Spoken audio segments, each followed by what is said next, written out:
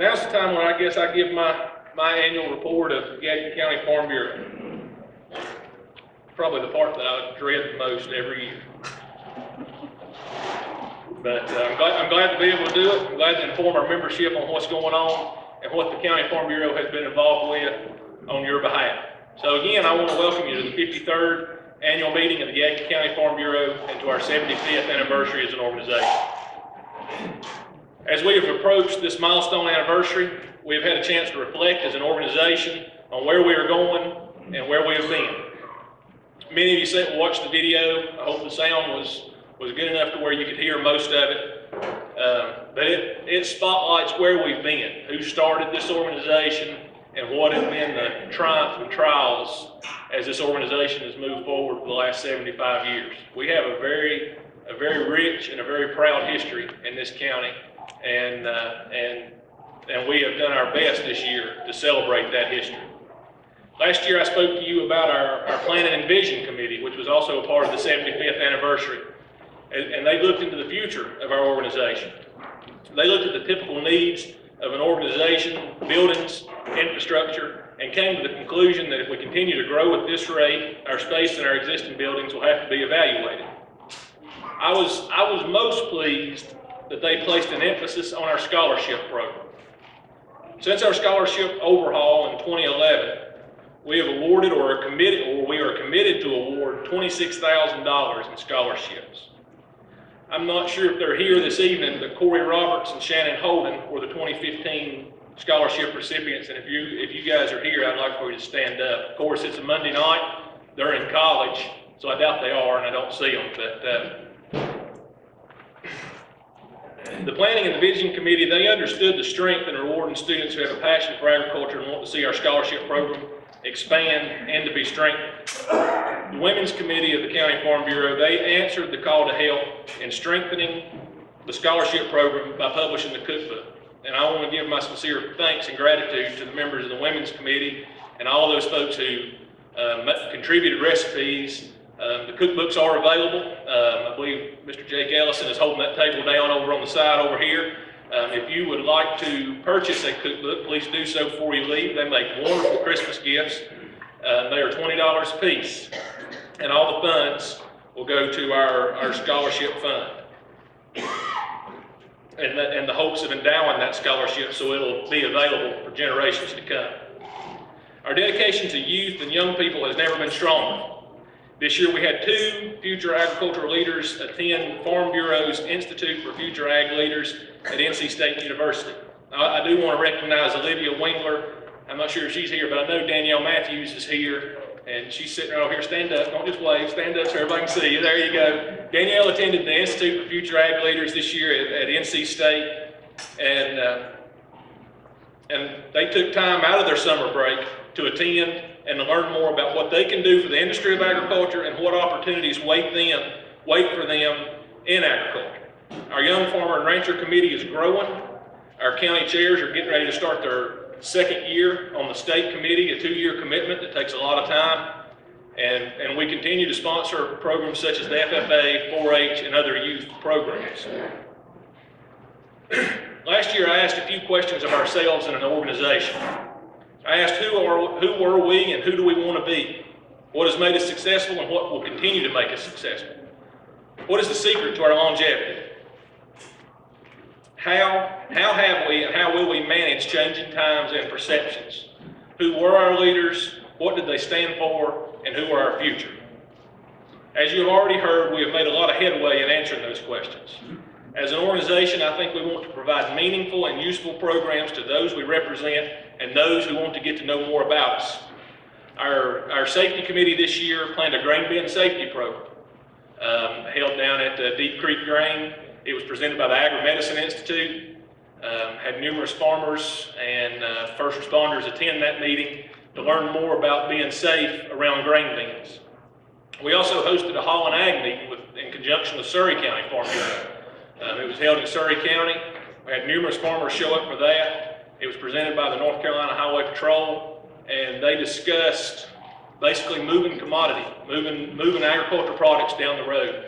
There's a lot of exemptions. There's There's some different rules for different things, and the Highway Patrol was on hand to help answer those questions, and we appreciate their time and taking the time to explain the general statutes to us.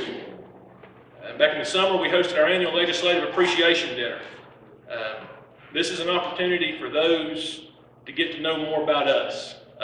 Senator Krovic was there this year, along with Nick Wilkinson and Mike Finley, along with numerous county commissioners and members of the Board of Education. And I received several comments that this year's legislative dinner was among one of our best because of the information that it provided to those who were wanting to get to know more about us. And of course, this annual meeting, you see firsthand what the County Farm Bureau is involved in, what Yadkin County Farm Bureau is doing year round. So these are some active steps that we have taken over the last year to get our word out. Of course, with the legislative dinner, more and more of our representation in Raleigh is coming from a urban setting. Folks living in rural areas like we do, we have to fight harder for our voice to be heard. And it's important that we have these folks here. And I'm pleased that we have elected officials and staff here with us tonight. I think that underscores the importance that we play in legislation. As an organization, we are strong with right at 5,500 member families. We serve the largest industry in Yadkin County, agriculture. Agriculture is a $76 billion industry annually in North Carolina, making agriculture the state's largest industry. Commissioner Troxler wants to see it grow to a $100 billion industry by the year 2020. Representatives from Yadkin County were present at Ag Day in Raleigh held this past March when he made this announcement. I guarantee you that Farm Bureau and those of us here in Yadkin County involved in agriculture and agribusiness are going to be doing our part in growing this industry across the state. I had the opportunity to represent Yadkin County agriculture on a trip to Washington, D.C. in February of this year. There's two things that I took away from that trip. Farm Bureau is well respected in Washington, D.C., and our senators and representatives love Yadkin County. They love our people, and that's important. I was involved in discussions with Senator Byrd and staff, Senators Tillis and staff, as well as Representative Fox and staff, and they understand our organization and our industry. That is apparent by the presence of their staff that are here with us tonight, and they want to hear from you. And I would ask you to do not hesitate to strike up with a conversation with these folks. They're sitting right back here. Raise your hands again just one more time in case folks missed you. Those representing a senator's office or a senator or a representative's office. Senator Tillis' field rep, Nick and I participated in some farm tours of Yadkin County in early September. He heard from farmers about issues that are facing Yadkin County and agriculture in this area. And it's no different across the state. So we have a strong, growing, involved Farm Bureau here in this county. And a big part of that is our board of directors. Our board of directors, they do great work and they do it without pay. The time, the dedication that they put into making this organization better. They are a diverse group serving in many capacities. They serve on many boards and they serve many roles. And they work to improve the industry of agriculture every day. I know I'm going to run down the list here to recognize our board that's with us tonight. Jeff Smith is our Secretary-Treasurer, back in the back. Chubby Cave, Lewis Shore, Jack Shore, Van Hemrick, Kevin Matthews, Bud Matthews, Marty Castevens, Shelby Shore, Joanne White, Wayne Smitherman, and Peter Fleming. I wrote those down because you have no idea how hard it is to recall 14 names off the cuff. So hopefully I didn't leave anybody out because I wrote down. I do want to recognize our Vice President, Brent Hunter. And I would ask that you be in prayer with the Hunter family as Brent's mother is very ill.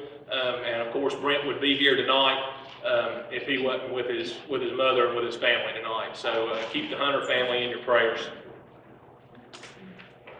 As an organization, we will continue to be the voice of Yadkin County agriculture. We will continue to advocate for farmers and we'll continue to speak up for our rural communities.